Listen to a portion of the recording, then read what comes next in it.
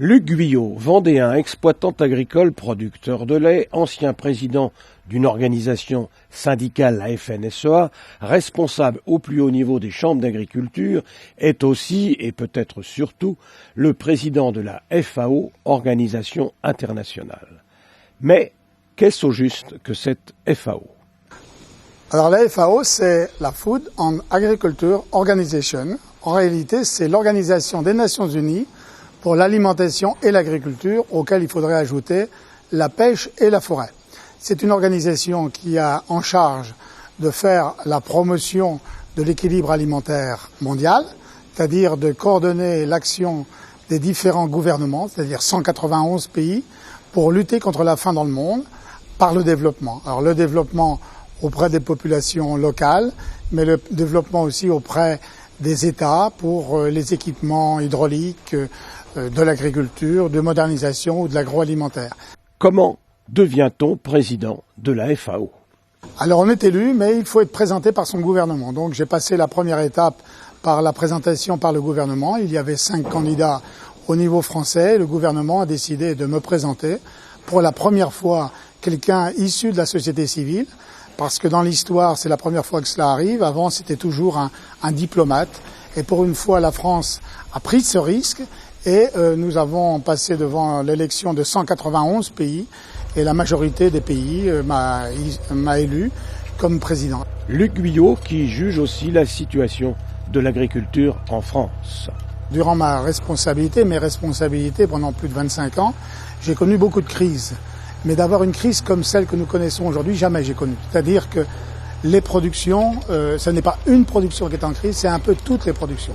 Et c'est à la fois le système qui est en cause, c'est-à-dire le fait qu'on ait abandonné une véritable politique agricole commune, c'est-à-dire qu'on a abandonné tous les mécanismes de régulation, et que les consommateurs dont nous faisons partie, nous voulons toujours nous nourrir à rien. Mais l'alimentation, que ce soit en France, en Europe ou dans le monde, ça a un prix. Et quand on ne rémunère pas les producteurs, c'est un danger pour les producteurs, mais c'est un danger aussi pour les consommateurs, pour leur sécurité alimentaire. L'actualité agricole ces derniers temps, c'est évidemment la crise qui secoue les producteurs de lait. Une situation préoccupante. Alors les producteurs de lait sont tout à fait caractéristiques parce qu'ils ont connu pendant de nombreuses années un secteur assez organisé, structuré, avec des mécanismes régulateurs importants. Et puis l'Union européenne a démonté un peu tout cela et nous sommes aujourd'hui exposés complètement au marché avec les fluctuations très importantes. Alors dans le même temps, le gouvernement français et l'Europe veulent développer la contractualisation entre les producteurs et les transformateurs. Et puis première chose, il y a un accord qui a été passé en juin d'il y a 1 an et demi et les transformateurs ne veulent pas le respecter. Donc il y a une situation très très grave aujourd'hui. Les agriculteurs qui font du lait doivent investir sur du long terme et donc ils ne peuvent pas investir en ne sachant même pas 1 mois, 2 mois, 3 mois à l'avance quel prix du lait sera payé pour eux. Donc c'est quelque chose de grave pour aujourd'hui leur économie, mais c'est grave aussi pour l'orientation de cette production. Luc Guyot, qui de son côté a modernisé singulièrement son exploitation, avait participé au dernier Grenelle de l'environnement, partisan du développement durable, mais aussi partisan de chasser l'idée reçue trop souvent, celle qui dit que les agriculteurs polluent. Là encore, il y a évolution. Mais ne rien faire peut éventuellement ne pas polluer. Travailler, quel que soit le travail que l'on fait, où que l'on soit, quelle que soit la production, on peut contribuer à la dégradation ou à l'enrichissement de la nature.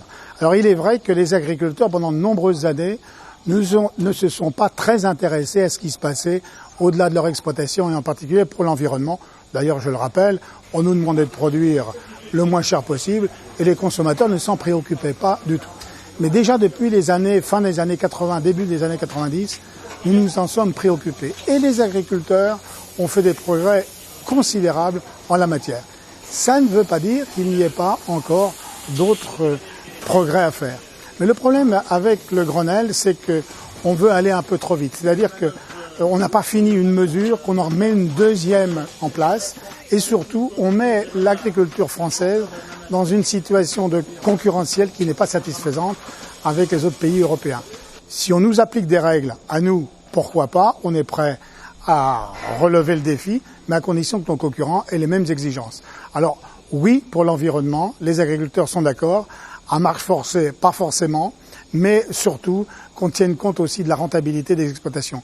Je le rappelle, le durable, c'est une cohérence entre l'économique, le social et l'environnemental. Ça n'est pas que de l'environnemental. Le président de la FAO, un paysan vendéen, qui maîtrise son sujet bien mieux que ne le ferait peut-être un ambassadeur.